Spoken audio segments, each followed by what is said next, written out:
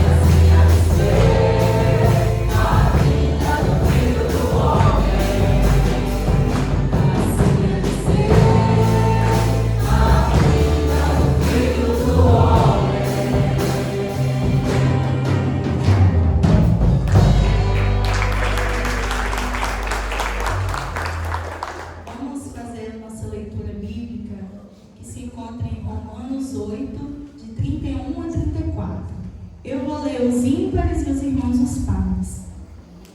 Que diremos, pois, a essas coisas? Se Deus é por nós, quem será contra nós? Aquele que nem mesmo ao seu próprio Filho poupou, antes o entregou por todos nós, como nós não dará também com ele todas as coisas? Quem tentará acusação contra os escolhidos de Deus? É Deus quem nos justifica. Quem é que condena? Pois é Cristo quem morreu, ou antes quem ressuscitou dentre os mortos, o qual está à direita de Deus, e o que também intercede por nós. A igreja pode se assentar. E esse é o momento do nosso ofertório. Se você veio preparado para dizimar e ofertar, sinta-se à vontade de trazer no altar do Senhor. Caso você não veio preparado, feche os seus olhos, eleve o seu pensamento a Deus, entregue o seu coração, a sua vida. Peça que será dado. E essa igreja será uma casa de oração, será uma casa de louvor, onde entregaremos ao Senhor todos os nossos pensamentos, os nossos problemas, as nossas aflições, e assim o Senhor trará a resolução dos nossos problemas.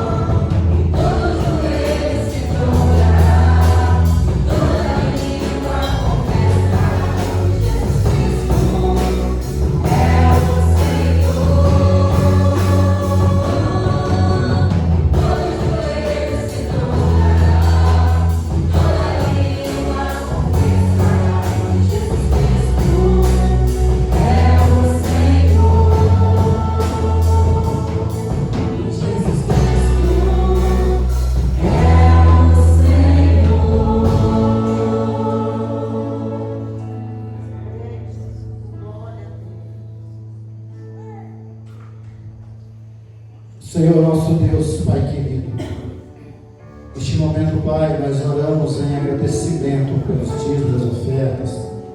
Agradecendo também, Pai querido, pela Tua presença em nosso meio, pela vida de cada um nesta noite. Obrigado, Deus, porque o Senhor tem se feito presente em nosso meio, tem respondido a nossas orações. Pai querido, obrigado porque hoje o Senhor nos concede o privilégio e a oportunidade de estar mais uma vez na Tua casa. E nós descemos, ó Deus, no altar desta oração, em gratidão ao Senhor. Obrigado, Deus, porque o Senhor deu a sua vida por nós. Obrigado, Pai, porque temos recebido cura espiritual e cura física, libertação, renovo, transformação, reconciliação em meio à nossa família. Obrigado, Deus, porque o Senhor não nos abandonou e não tem nos deixado só. Pai querido, abre o nosso coração, abre a nossa mente para ouvir a Tua palavra nesta noite. Continua falando conosco, ó Deus, usando Teus servos como atalaia, como ferramenta da Tua casa. Prepara o nosso coração. E nós pedimos ao Pai querido que nós não queremos sair daqui da mesma forma que entramos, com medo, com dúvida, triste, preocupado, aflito, ansiosos. Mas nós queremos sair daqui acreditando que o Senhor é o nosso Deus, que o Senhor faz milagre no nosso meio, que o Senhor nos dá a paz, que o Senhor se faz presente aqui, meu Senhor. Eu agradeço pela vida dessa igreja. Eu agradeço pela vida de cada um que por essas portas entraram nesta noite. E louvo a Deus pela minha vida também. Nós oramos assim e agradecemos no nome do Teu Filho amado, nosso Senhor e Salvador Jesus Cristo, não só hoje, mas para todo sempre. Amém? E graças a Deus. Agora eu gostaria de convidar a Dalit.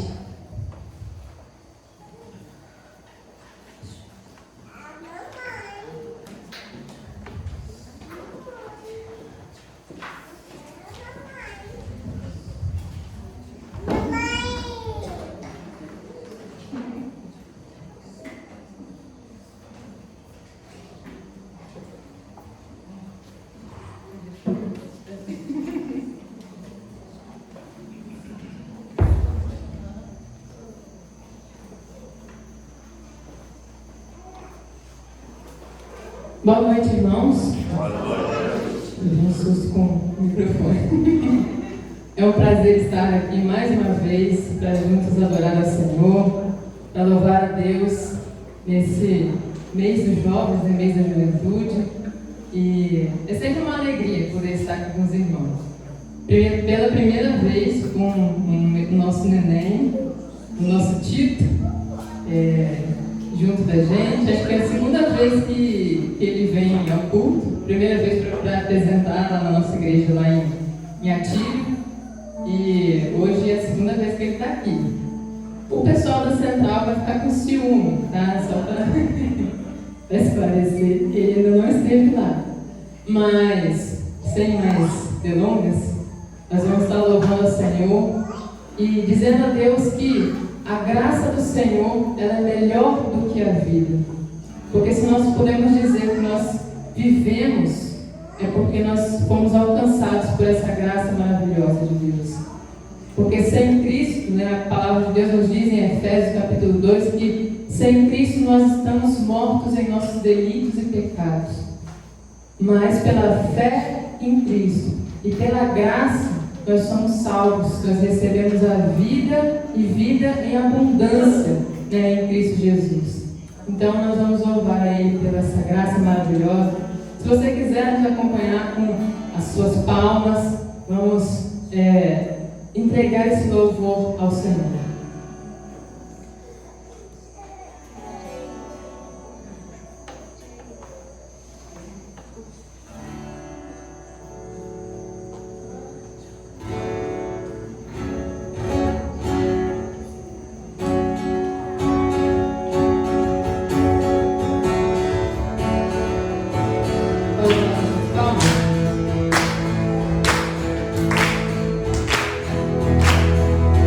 Oh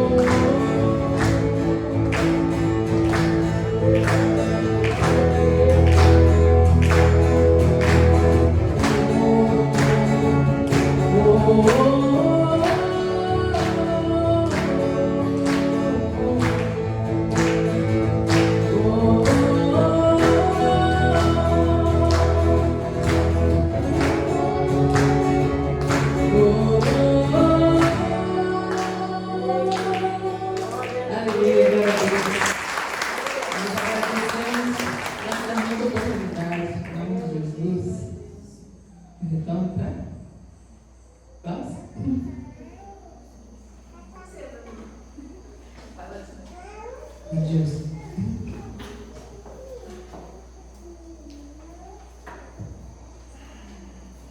Boa noite, irmãos. Boa noite. Toda vez eu tenho que falar a mesma coisa. Boa noite, irmãos. Boa noite. Amém, glória a Deus. Eu queria agradecer a Dalit por essa canção maravilhosa e Deus continue falando nos nossos corações. Dex, pode ficar aqui mesmo? Pode pegar. Esse grande homem que Deus trouxe para falar nos nossos corações é o Dex, e eu gosto muito de ficar do lado dele. Não preciso nem falar por quê, né, irmãos? Mas enfim, vou deixar a palavra com ele, que Deus possa estar abençoando ele grandiosamente e possamos sair daqui, como o irmão Rogério falou, não como entramos, mas cheios da glória de Deus. Amém? Amém.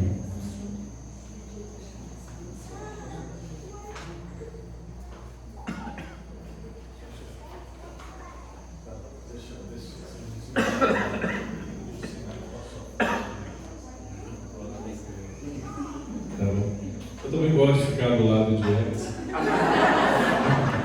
Boa noite, gente boa que segue Jesus. Viu, Justinete? Eu não preciso fazer 2 vezes. Cadê minhas lindezas? Cadê minhas lindezas? Vem cá, amigão. Isso, coisa boa. Vem cá.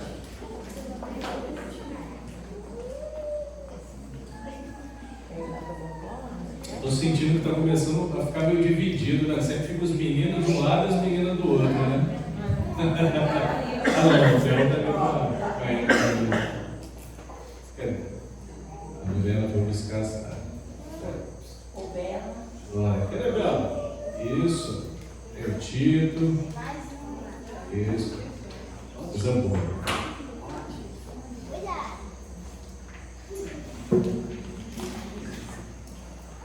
Bênção, muito bem. Vamos orar pelas nossas lindezas. Feche seus olhos, leve o seu pensamento a Deus. Vamos orar ao Senhor pelas nossas crianças. Olha só que coisa linda, tudo maravilhosa, né? Coisa de ponta a ponta. Crianças, vamos orar ao Senhor. Pai, obrigado, meu Deus, por essa noite de celebração. E obrigado, Senhor, por nessa hora na tua presença. Podemos orar pelas nossas crianças. É um privilégio para nós, para esta igreja, ter um grupo tão lindo, crianças felizes, sorridentes, que trazem, a Deus, a alegria e a presença do Senhor ao nosso ambiente, onde, a Deus, com elas aprendemos tantas coisas boas, sinceras e verdadeiras que vêm da parte do Senhor. Nessa hora rogamos como igreja que o Senhor as abençoe no culto infantil, abençoe a palavra que será ministrada sobre a vida delas, que venha encontrar lugar seguro em seus coraçõezinhos. E também possa abençoar as suas vidas e as suas famílias. Assim oramos, assim pedimos em nome de Jesus. Amém? Amém. Bem. Glória.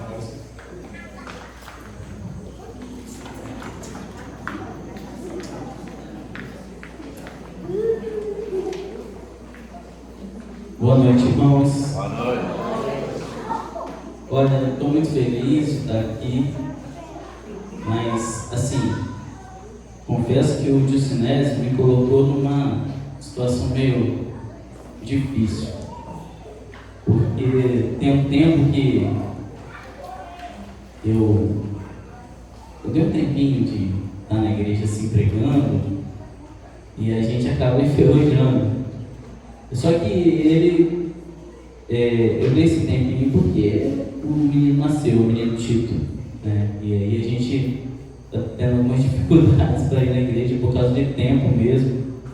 E a gente resolveu separar esse momento para cuidar desses primeiros meses dele com mais carinho. Só que a gente acaba dando uma enferrujada. O Justinésio, o pedido do Justinésio é difícil de dizer não, porque, né, assim, amizade, aquela coisa. Eu falei, poxa, como que eu vou falar não pro meu amigo? E aí, eu falei, tá bom. Ou seja, depois de uma maratona parada, hoje estou voltando a esse ofício da pregação. Mas ele me colocou também numa certa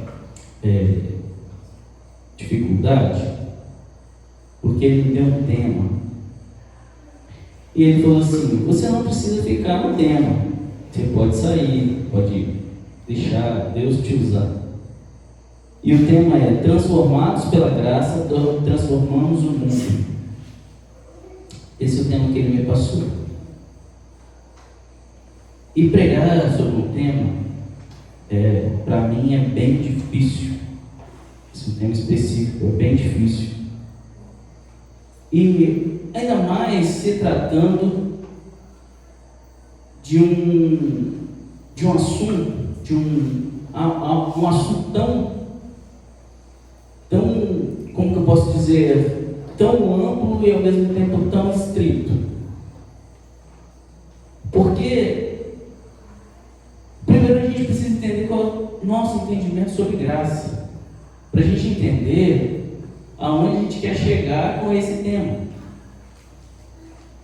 O tema é maravilhoso, mas a gente sabe que a nossa língua, qualquer língua falada no mundo, ela é viva, ela se movimenta, ela é dinâmica. E muitas das vezes as coisas mudam. Tem alguém aí que... isso que eu ia pedir, um teclado de fundo.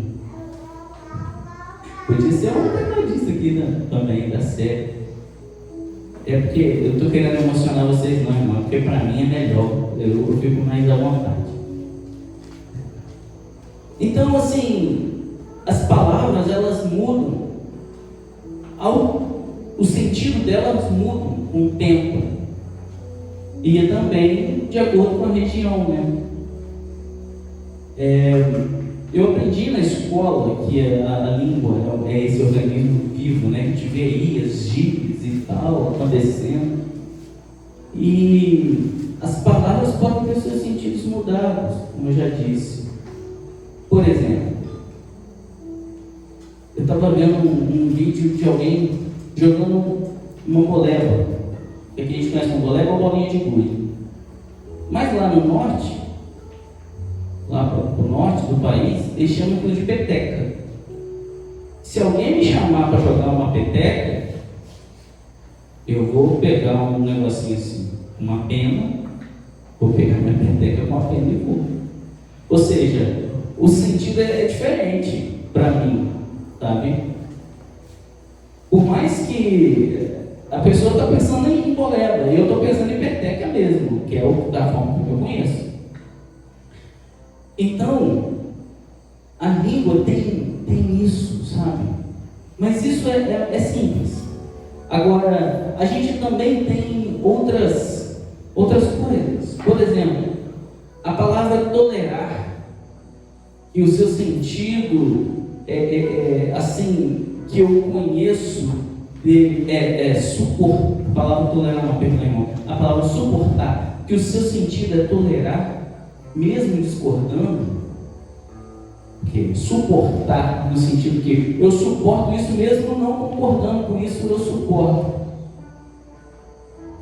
Esse é o sentido que eu conheço dessa palavra. Mas nós temos um segundo sentido que é suportar no sentido de suporte, de apoiar. Então, quando as pessoas falam eu estou suportando, ela está dizendo eu não concordo com isso, mas eu tolero, ou elas estão dizendo assim, olha, eu te apoio. Então a gente tem vários sentidos às vezes, porque a língua ela é viva. Por exemplo, quando a gente faz algo com uma pessoa e a pessoa diz obrigado, e a pessoa responde de nada. O obrigado que essa pessoa está dizendo quer dizer eu me sinto obrigado a retribuir. Era isso que é o sentido da palavra. E quem fala de nada, responde assim: não, que isso, você não tem nada que retribuir. Então, esse diálogo, ele é assim. Então, quando eu falo obrigado, eu estou dizendo para a pessoa: olha, o que você fez para mim, eu me sinto obrigado a retribuir. E a pessoa responde de nada, quer dizer assim: não precisa, não foi incômodo nenhum, não foi incômodo algum, você não precisa retribuir. Só que a gente fala isso no dia a dia, a gente manda e-mail, obrigado, a gente manda. E a gente fala isso no dia a dia, a gente não sabe o peso que a gente está falando. A gente não sabe que a gente está dizendo isso. Ou, na verdade, a gente não tem intenção de dizer isso, a gente só fala por costume. Então, quando eu tenho um tema, transformados pela graça, transformamos o mundo, eu quero entender primeiro o que é essa graça que a gente fala. Que graça é essa? E a gente nunca fala. O que isso quer dizer para a nossa vida? E como que isso pode ser tão transformador? Como que isso pode fazer a minha mudança e a mudança de outros?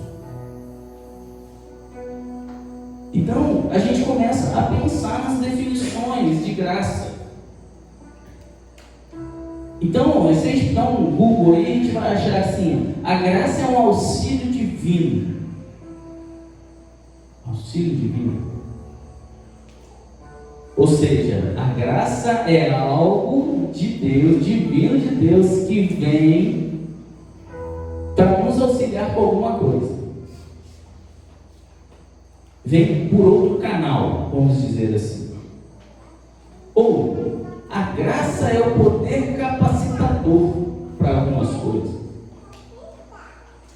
Isso também se encontra essa definição. Então, a ideia é que a graça é outra coisa. É algo que Deus possui, é uma substância que Deus possui para algumas pessoas. A ideia é que a graça é essa substância. É como se Deus lá no seu trono, estou inventando aqui uma ilustração. É como se Deus lá no seu trono tivesse do lado assim um garrafão de 7 litros, porque 7 é o da perfeição, um garrafão de 7 litros, e ele pegasse essa substância chamada graça e falasse: vou te dar um golinho. É isso que algumas pessoas acreditam, que a graça é uma outra substância. Então, diante desse tema, o que eu vou falar diante desse tema, se eu não sei o que as pessoas esperam ouvir sobre a graça, eu não sei o que as pessoas pensam, que transformação é essa que essa graça traz? E aí, se você piscar o olho, você começa a pregar umas coisas que não está muito certo. Por exemplo, eu poderia trazer uma mensagem de sinergia aqui e dizer assim: olha, a graça é um start de Deus para a sua vida, e a partir de agora você tem que sair por aí fazendo um monte de coisas e coisas boas, né? Mas você tem que sair fazendo essas coisas, porque agora você tem a graça de Deus como um start para a vida cristã. De agora para frente é com você. Eu poderia falar isso, porque aí dá a ideia da sinergia, tipo, Deus fez alguma coisa e você tem que fazer o resto. Deus fez algumas coisas, mas ainda não foi suficiente. E você tem que completar. Eu poderia, pensando no conceito de graça que a gente tem por aí, eu poderia pensar assim. Eu poderia também trazer aqui que uma vez você é transformado pela graça, agora você está do lado do bem. Agora você tem a graça, você é bonzinho. Agora você, eu poderia usar aquele texto que diz assim: todas as nações serão reunidas diante dele. Eles separaram umas das outras como o pastor separa ovelhas dos bodes, em Mateus 25:32, e dizer: olha, você tem a graça, você é um bonzinho, os outros são os do lado do mal. E eu poderia trazer essa ideia de graça aqui, porque a definição de graça hoje está tudo confuso. E o que é graça para você hoje? O que é graça? Eu fiquei pensando, o que é graça para mim? Quando eu falo de graça, eu estou falando de quê exatamente? A definição clássica é favor imerecido, mas ainda não diz muito. A graça é um favor imerecido. A graça é um dom, um presente. Hoje, agora as coisas estão começando a abrir a nossa visão.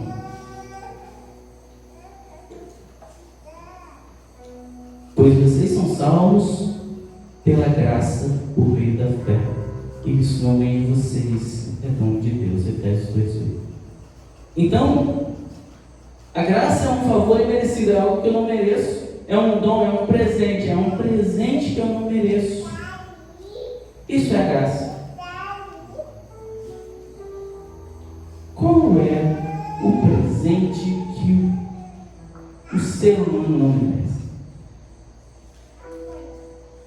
Naquela época, vocês estavam sem Cristo, separados da comunidade de Israel, sendo estrangeiros quanto às alianças da promessa, sem esperança e sem Deus no mundo.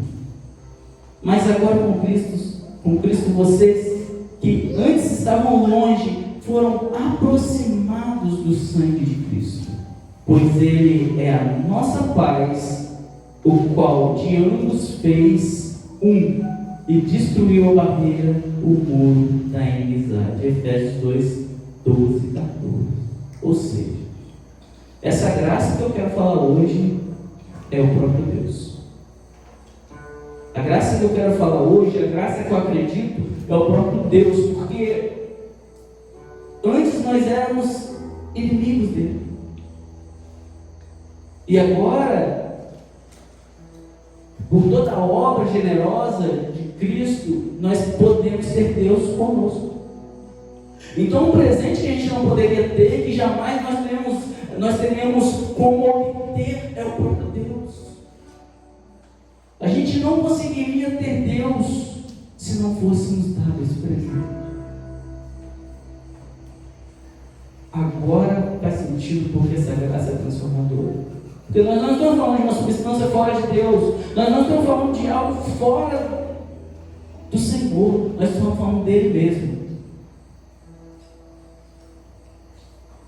E aí, eu quero ler um texto com vocês, porque eu quero caminhar agora para a segunda parte do tema.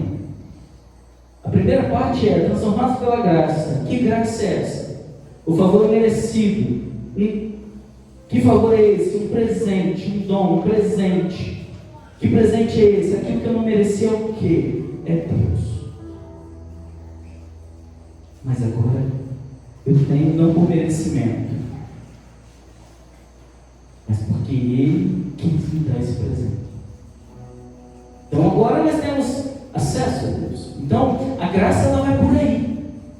A graça não é uma outra substância, lembra? A graça é o próprio Deus. E aí eu quero ler agora o texto que se encontra em 1 Coríntios 15, vai de 1 a 10.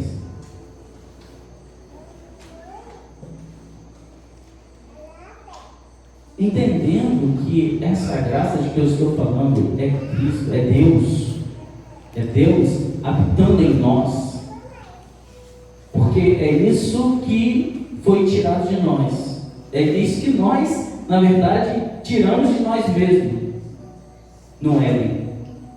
Nós saímos da presença de Deus.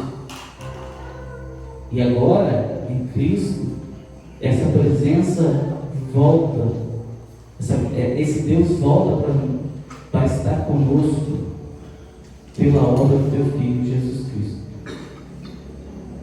O texto diz assim, irmãos, eu estou lendo na NVI, irmãos, quero lembrar-lhes o Evangelho, quero lembrar isso, o Evangelho que lhes preguei, o qual vocês receberam e no qual estão firmes por meio. Estão firmes, bom. Por meio deste Evangelho, vocês são salvos, desde que se apeguem firmemente à palavra que lhes preguei. Caso contrário, vocês têm crido em vão. Pois o que primeiramente lhe transmiti foi o que recebi. E Cristo morreu pelos nossos pecados, segundo as Escrituras. Foi sepultado e ressuscitou no terceiro dia, segundo as Escrituras. E apareceu a Pedro e depois aos 12. Depois disso, apareceu a mais 500 irmãos, de uma só vez, a maioria dos quais ainda vivem, embora alguns já tenham adormecido. Depois apareceu a Tiago e então a todos os apóstolos. E depois destes apareceu também a mim, como a um que nasce fora do tempo, pois sou o menor dos apóstolos e nem sequer mereço ser chamado de apóstolo, porque persegui a igreja de Deus. Mas pela graça de Deus sou o que sou, e sua graça para comigo não foi inútil. Antes trabalhei mais do que todos eles, contudo, não eu, mas a graça de Deus comigo. Aqui, Paulo está falando de uma coisa maravilhosa do Evangelho que ele pregou, de tudo que ele falou ali. E eu acredito que se a gente tem alguém para olhar na Bíblia e que a gente pode dizer que como que a graça transforma não só a pessoa, mas também o mundo, se tem alguém, esse alguém é Paulo. Porque depois de Jesus Cristo, as obras que Paulo fez foram maravilhosas. É impossível você olhar para a Bíblia e não se guiar pelas suas cartas. É impossível você ser um cristão e em algum momento você não ler Paulo, porque ele foi muito importante para hoje esse acontecimento. É claro que tudo foi conduzido por Deus, mas Paulo, veja bem, Paulo tem uma história muito interessante, né? Quero falar aqui assim, avulsamente, um pouquinho da história de Paulo. Paulo era alguém instruído, foi instruído por Gamaliel. Ele era alguém que defendia a lei. Ele era alguém que estava... Ele fala que ele era um fariseu, não no sentido pejorativo, né? Porque na Bíblia tem dois sentidos para fariseu. Muitas das vezes a gente olha sempre pelo lado pejorativo, que é alguém hipócrita. Mas fariseu também eram aqueles que estavam o tempo todo ali, a cultura da lei, eles estavam ali, ele seguia aquilo à risca. E ele fez isso como ninguém. Ele chega a dizer que ele foi irrepreensível no cumprimento da lei, no cumprimento das exigências da lei. Ele diz que ele foi alguém irrepreensível e ele não tinha problema, ele poderia falar isso em público. Porque todo mundo que ouvia Paulo falar sabia que ele realmente era aquilo, tudo que ele estava falando. Ele foi alguém muito bem instruído e publicamente. E ele começa, então, a perseguir a igreja de uma certa forma. No primeiro momento, ele está diante de uma situação que é a situação do primeiro mártir da igreja, que é Estevão sendo apedrejado. E ele está ainda de forma passiva, olhando ali, enquanto as pessoas cometem aquele ato e matam Estevão. Ele está ali olhando aquilo, mas ele não impede, né? Ele está até com um olhar de aprovação, ele está até concordando com aquela situação, porque ele olhava para a lei e ele falava: isso é o certo, fora disso aqui está tudo errado. Então ele era um exímio seguidor daquilo ali. Mas a partir daí ele começou a refletir um pouco mais sobre o que eles estavam falando. E aí é um ponto interessante, eu até ouvi o pastor dizer. Ele falou o seguinte: Paulo, ele ia até as últimas consequências do que ele pensava. Pensa comigo, hoje o cristão moderno, o cristão pós-moderno, ele tem uns problemas. São assim, eles conseguem conviver com duas coisas, com duas crenças opostas. Né? A pessoa consegue conviver com um pensamento. É como se eu falasse assim: olha, se você não acredita na graça, você não é merecedor da graça. Mas a graça não tem a ver com merecimento. Então, é uma coisa. E os cristãos o cristão pós-moderno, ele ouve todas as informações que ele acredita em coisas distintas. E está tudo bem. Acredita. Mas Paulo não, né? Paulo, ele era diferente. Por quê? Ele falava assim, ele pensava assim: se os cristãos, o que o cristão pensa e fala e prega não for verdade, eu estou perdido, porque isso aqui que eu acredito é palha diante daquilo lá. E isso gera nele um ódio muito grande dos cristãos. E aí ele passa a perseguir terrivelmente os cristãos. E aí, quando isso se intensifica e ele vai para Damasco para perseguir mais um lugar de cristão, é onde ele tem um encontro com Jesus. E aí ele vê aquele brilho que o cegou, que deixou ele cego, e que ele ficou 3 dias sem ver. Aquele brilho mudou a vida dele. E aí ele viu que realmente o que os cristãos acreditavam era verdade, e colocou em xeque todas as suas coisas. Muitas das coisas que a gente acredita colocam em xeque verdades bíblicas, mas nós conseguimos conviver com as duas coisas. A gente não vai até as últimas consequências. A gente não vai pensando: ó, mas se eu penso assim, isso tem que ser assim. Aí você vai perceber que lá na frente, aquilo que você pensava atrapalha uma verdade bíblica. É isso que eu estou falando. Paulo, ele ia até as últimas consequências. E aí ele percebeu que Jesus era real. Ele viu aquilo. Mas interessante. Parou? Mas interessante é que aquele brilho que Paulo viu ali não foi só um brilho físico. A vida inteira de Paulo, ele sai descrevendo esse brilho, movimentado pela pregação do Evangelho. E o que eu quero te dizer é que ser um transformador, como Paulo foi, como ele foi transformado e foi um transformador, só é possível se a graça que você acredita é a graça que tem em nome de Deus.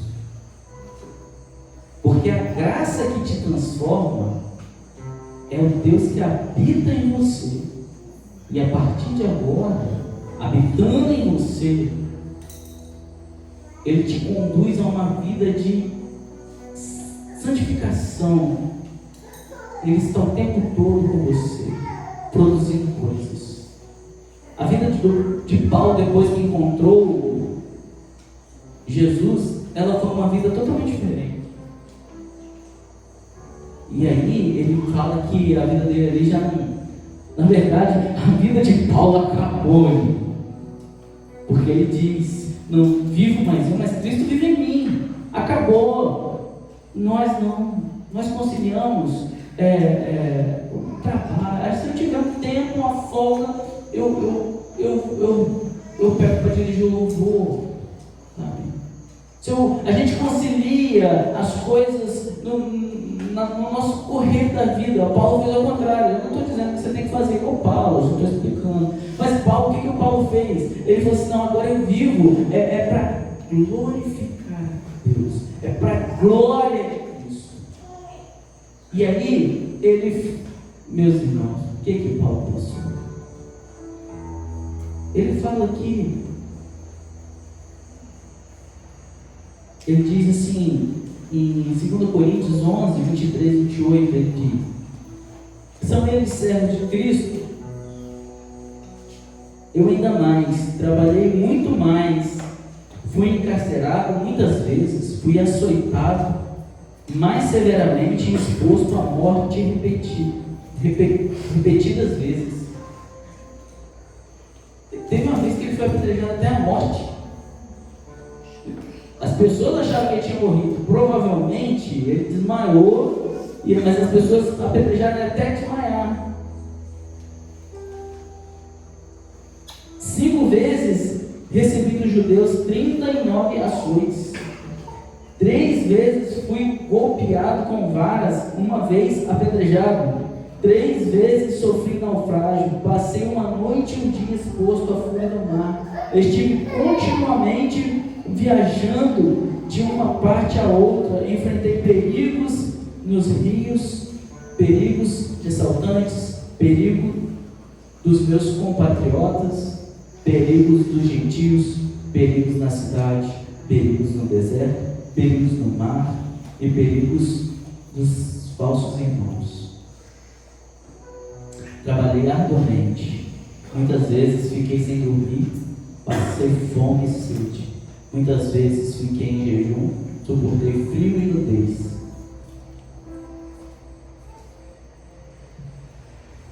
Além disso, enfrento diariamente uma pressão interior, a saber, a minha preocupação com todas as igrejas.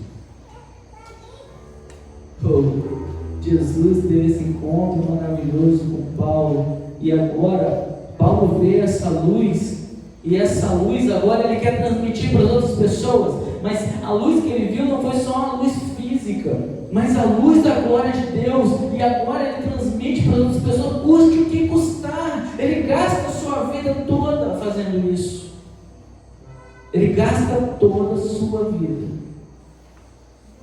Nos últimos dias de Paulo, ele demonstra o desejo de ir para a Espanha. Ele fala, por aqui, acho que eu não tenho trabalho para fazer, eu vou para a Espanha. Ninguém sabe se ele chegou. Alguns historiadores acreditam que sim, que ele chegou até um certo ponto, mas ele não falou assim, olha, estou com 70 anos, vou me aposentar, vou tirar uns dias para mim e está tudo bem. Agora eu já fiz bastante. Porque ele acreditava, porque ele entendeu. Cristo que vivia nele fez todas essas coisas, não pela sua força. Ele mesmo diz, nada disso é por minha força, mas é porque Cristo, porque Deus estava com ele, porque a graça estava com ele, porque era a força da graça que estava com ele. Ele transformou. Ele pregou em muitos lugares. Mas ele não transformou, eu vou lá e nós vamos fazer lá um festival de músicas gospel. Não foi assim. Ele transformou pela pregação do Evangelho. Pela pregação, pela verdade. Deus o movimentou dessa maneira. Ele gastou sua vida nesse sentido. Qual a lição que eu quero trazer, irmãos, nessa noite? Nessa simples mensagem, muito simples. eu quero dizer para você o seguinte: eu quero crer que a graça que você crê é a mesma que eu creio. Que é o presente, que é Deus novamente na sua vida, que antes você não poderia ter. E que Deus estando na sua vida, você é capaz de transformar muita coisa pelo poder da pregação do Evangelho, que carrega consigo a glória de Deus. Nós, os dias de hoje, irmãos, eu tenho um receio no meu coração muito grande. Toda vez que a gente prega sobre isso, quando a gente fala sobre isso, as más interpretações entendem que você transformar o mundo é você sair daqui com um carro cheio de cesta básica e ir para outro lugar e alimentar as pessoas. Você precisa fazer isso. Mas o que transforma a vida é a pregação do Evangelho. Ninguém pode pregar com a própria vida. A Bíblia nos deixa. A Bíblia, nem Cristo pregou com a própria vida. Nem Cristo. Cristo pregou, Cristo precisou falar. Nós precisamos falar, nós precisamos anunciar, porque o Evangelho é notícia. Nós podemos transformar o mundo com pregação, porque Cristo está em nós e nos capacita para essas coisas, porque Ele nos transformou e Ele pode fazer com que a sua pregação alcance muitos lugares. Ah, mas eu não preciso ter a minha vida bonitinha. Você precisa, isso é o andar cristão. Paulo também era perfeito nisso, Paulo também explicava muito bem sobre isso, mas é outra coisa. É sobre o andar cristão. É sobre como você tem que. É alguém que é digno de ser cristão, ser chamado de cristão, como que tem que viver. Mas quando a gente fala de transformação, e quando a gente fala de graça, nós estamos falando de um Deus que agora habita em nós. E que tem a palavra da vida, que Ele é o caminho, Ele é a verdade. E não tem nenhum outro tipo de salvação fora dele. Que nós possamos pensar assim. E que nós, repito, eu não estou falando que você tem que fazer como Paulo, larga tudo e largar emprego e viver como Paulo. Não estou dizendo isso, eu estou dizendo que você precisa viver apoiado em Cristo que está dentro de você. Ser totalmente dependente do que Ele fala com você. Essa semana não tem uns 15 dias, um colega me ligou desesperado. Ele falou assim: Jax, eu não sei o que eu faço, porque eu estava num evento agora e eu sinto que eu faço pouco para Deus. Aí ele virou para mim e falou assim: Jax, beleza, tudo bem, eu fui salvo, e agora o que eu tenho que fazer?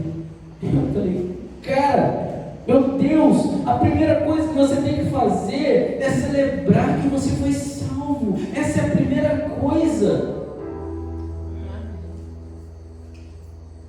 Que existe coisa mais importante do que, existe coisa mais impossível do que eu ser salvo. E eu fui.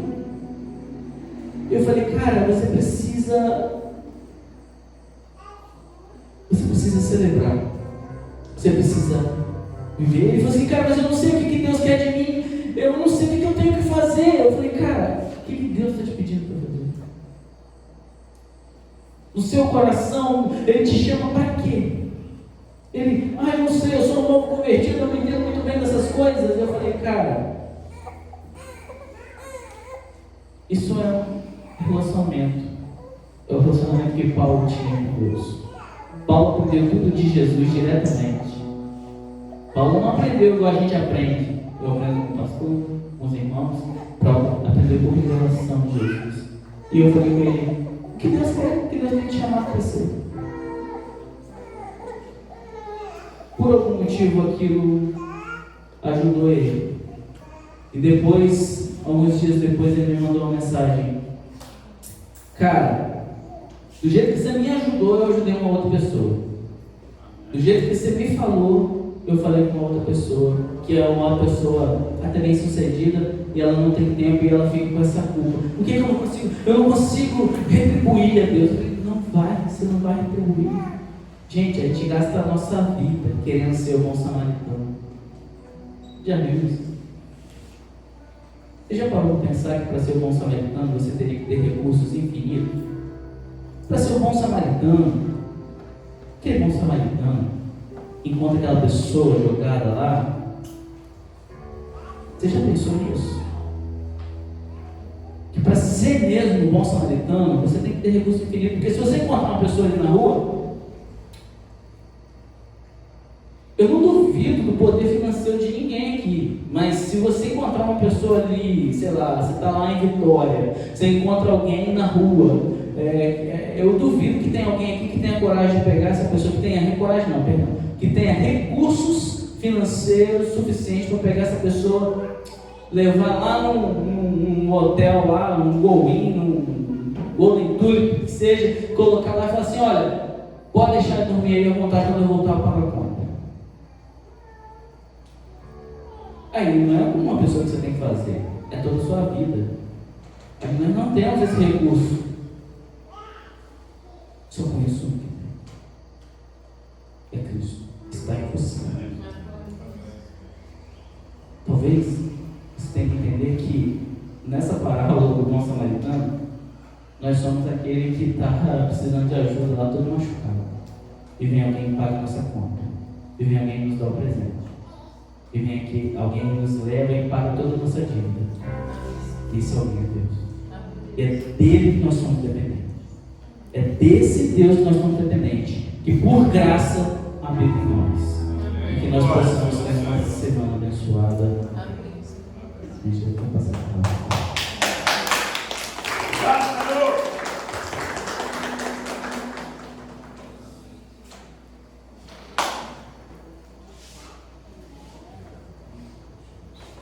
Amém. Ministério de Louvor.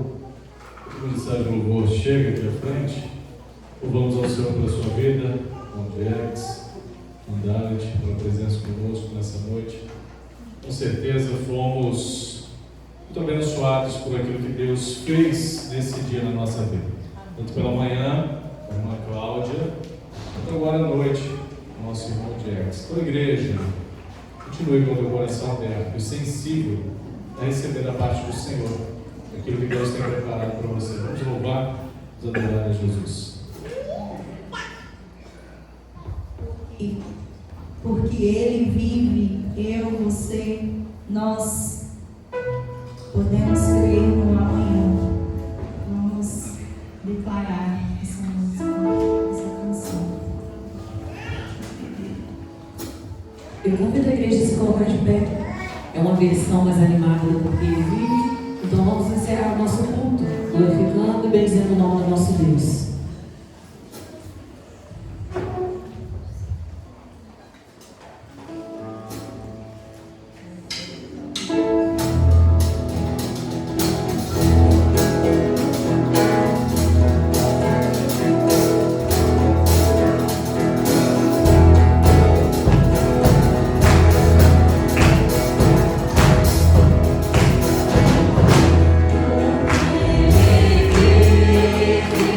Ele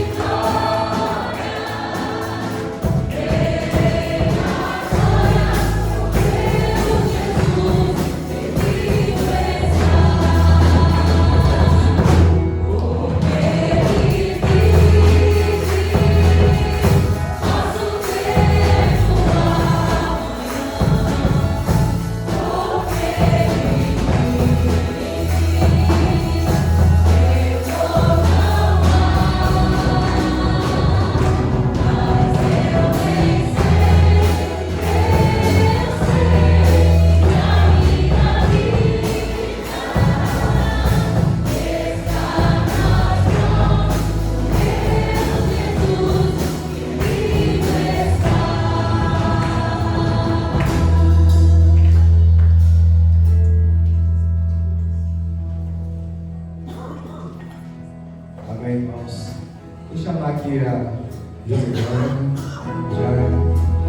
o Sinésio, o Roger está aqui, Jex, Alex, Tito, o nome do Ministério Jovens e Adolescentes, Dança, Bibi, Pastor.